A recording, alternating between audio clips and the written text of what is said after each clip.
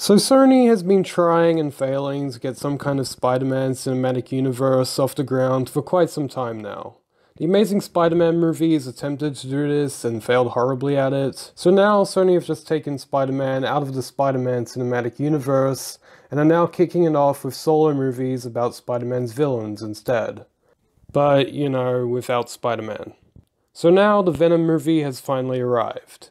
It's time to review it.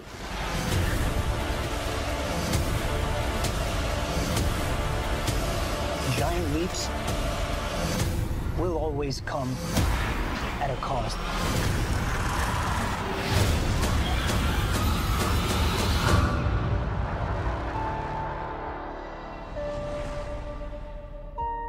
Also, after I've given my rating of the film, I'll discuss some spoilers. But there'll be plenty of warnings, so don't you worry, nothing will be ruined.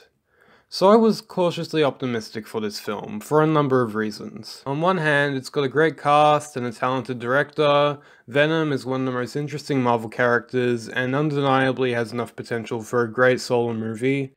But on the other hand, this is being made by Sony, who already screwed up Spider-Man before and had to rely on Marvel Studios to actually make that character work again.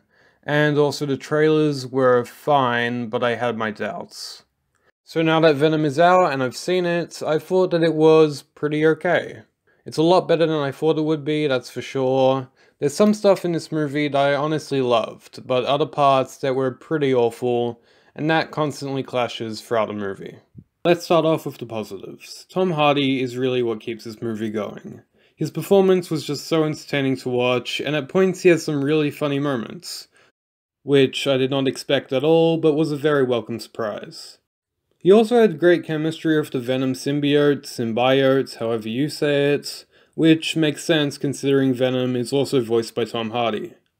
Although Venom is an alien, he talks like an edgy 9-year-old, which sounds bad, but trust me, their dynamic works really well. Michelle Williams was also great, but I was pretty disappointed by Riz Ahmed as Carlton Drake. His performance wasn't bad at all, but the character was just so bland. He reminded me a lot of Yellow Jackets from Ant-Man. But again, the performance was still pretty good. The Venom design is also great, and minus the spider emblem, he's a lot more comic accurate and a lot bigger than the version we got in Spider-Man 3.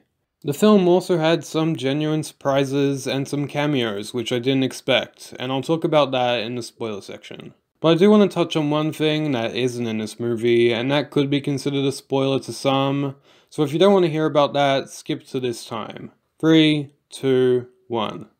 Spider-Man and the rest of the MCU isn't referenced in any way in this, which was pretty disappointing, but whatever. The movie still has plenty of other surprises, so it didn't bother me as much as I thought it would. I also liked how some of the movie got really weird and different from other superhero movies. I said the film is funny, and it's also really self-aware, but at the same time, it doesn't feel anything like an MCU movie.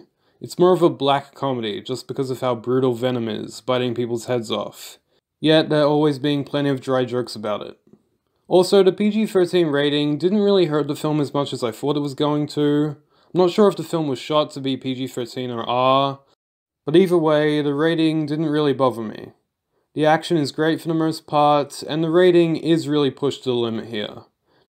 There's actually a bit of blood and gore, but I think the film could have definitely worked just as well, if not better, with an R rating. As for the negatives, I'd say the first 30 to 40 minutes are kinda boring. When the movie focuses on Eddie Brock before he becomes Venom, it's just kinda uninteresting, and there isn't a whole lot going on. As soon as Venom is introduced, the movie becomes far more entertaining, but it comes to a grinding halt with the Venom vs. Riot fight, which is just a big CGI mess. And half the time it's really hard to tell what's even going on, with lots of shaky cam and quick cuts. Plus, it feels really forced in, like the film's director, Ruben Fleischer, wanted to make the movie more about Eddie Brock and Venom's relationship, but the producers over at Sony were all like, no, this is a superhero movie, it has to end with a big CGI fight. It doesn't feel as forced in as a Doctor Doom fight in Fantastic, but it was probably the worst scene in the movie. The CGI is also really inconsistent. Sometimes it looks good, and then other times it looks awful, and then it looks amazing in some parts. It's really jarring. Overall, Venom was a definition of a dumb, fun, guilty pleasure movie. As soon as Venom is introduced, it becomes an absolute blast. It knows exactly what it is, and I'd say critics are being a bit too harsh on it. But that said, it's not really a movie worth getting into an argument over. But of course people are getting into arguments over it because it's a superhero movie, so what can you do? I'm gonna give Venom a 6.3 out of 10. Isn't it weird when Sony's standalone Venom movie is better than Justice League? Kind of embarrassing, really. Okay, now to discuss spoilers. If you don't want anything spoiled for you, click off now. 5, 4, 3, 2, 1. First off, some small things. We see a symbiote or symbiote take over a rabbit, and later Venom takes over a dog. But we never see what that actually looks like when they were covered with the goo, so that was kinda disappointing. The movie does make up for it though with the appearance of She-Venom, which was a genuine surprise. I had heard that Michelle Williams' character Anne Wang becomes She-Venom in the comics, but I honestly didn't expect to see that in this movie. And then She-Venom kisses Eddie Brock, which was sure something that was in this movie. Okay then. Later on we get a Stan Lee cameo, which I also didn't expect, but it makes sense since apparently Sony wants Venom to be tied in the MCU, and all of those movies have Stan Lee cameos. So maybe Sony thought this was some kind of requirement that these films have to have. It does seem weird that they included an F-bomb in this though, seeing as the MCU movies avoid that word at all costs. Everybody stay where you are, chill the F out! Finally, there's the end credit scenes. We see Cletus Cassidy, aka Carnage, played by Woody Harrelson, in an absolutely terrible wig. Like, wow, did that look awful. It looks like a Ronald McDonald wig. That said, I did really like Woody Harrelson's acting in this scene, and I think he'll do a really good job in the sequel. Please do Carnage justice, Sony. You can start by getting rid of the wig. Then the second end credit scene is a scene from Into the Spider-Verse, for some reason. It looks pretty great, but why is Sony having the end credit scenes to their movies be scenes from other movies? They did this with The Amazing Spider-Man 2 by having a scene from X-Men Days of Future Past. Just stop it, Sony. No one does that.